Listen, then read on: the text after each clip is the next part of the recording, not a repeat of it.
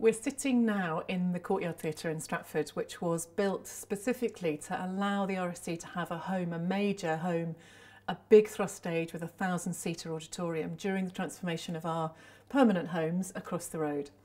That's complete now, and the original plan was to take this place down. But the trouble is that everyone rather fell in love with it. I remember coming here to see David Tennant's Hamlet, for instance, during that transformation process. Tearing that down just didn't feel right. People kind of fell in love with what it was and its spirit.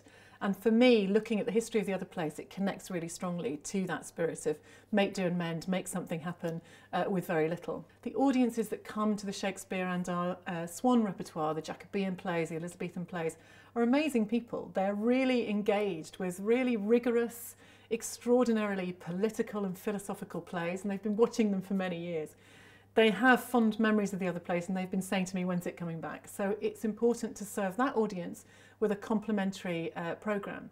But I think it will also appeal to a different kind of audience that perhaps doesn't travel to Stratford terribly often, doesn't have a lot of money to spend on the theatre, but is engaged with new work and excited by new writing where they are, whether they live in Birmingham or Warwick or London or further afield. So I'm hoping that it will bring people here excited by contemporary theatre, theatre that talks about their own lives, talks about the issues that concern them.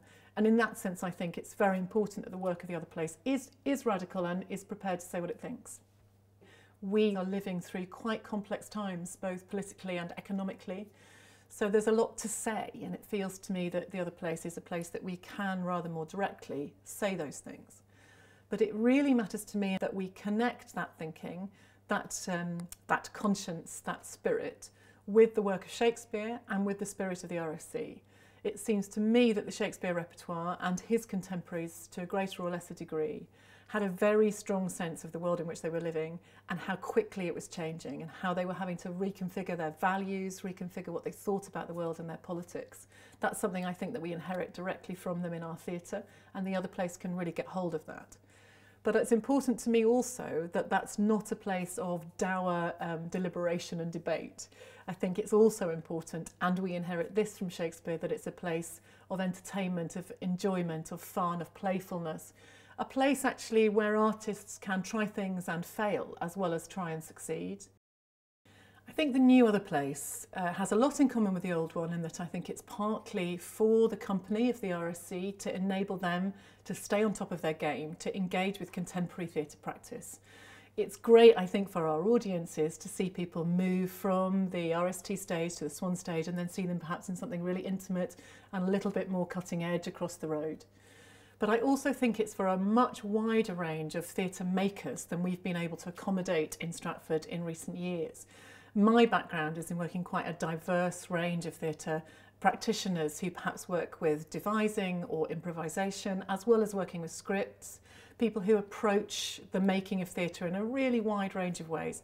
And I'm already beginning to invite them to come and encounter the work of the RSC, to encounter the spirit of Shakespeare, and see what they might make if we could get them in the same room. So I think it'll benefit those theatre makers, but it would be really exciting, both the company and our audiences, to have those theatre makers in Stratford.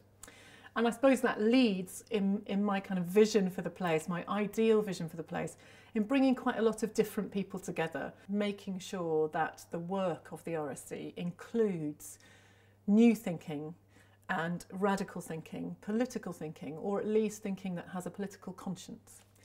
I think that's something that the other place can do and needs to do in quite an urgent way. And so I've been sort of coining this phrase radical mischief. It feels like it's got to be mischievous here. It's got to be possible to do something naughty, but also somewhere where we can tackle those big issues, big themes, big ideas.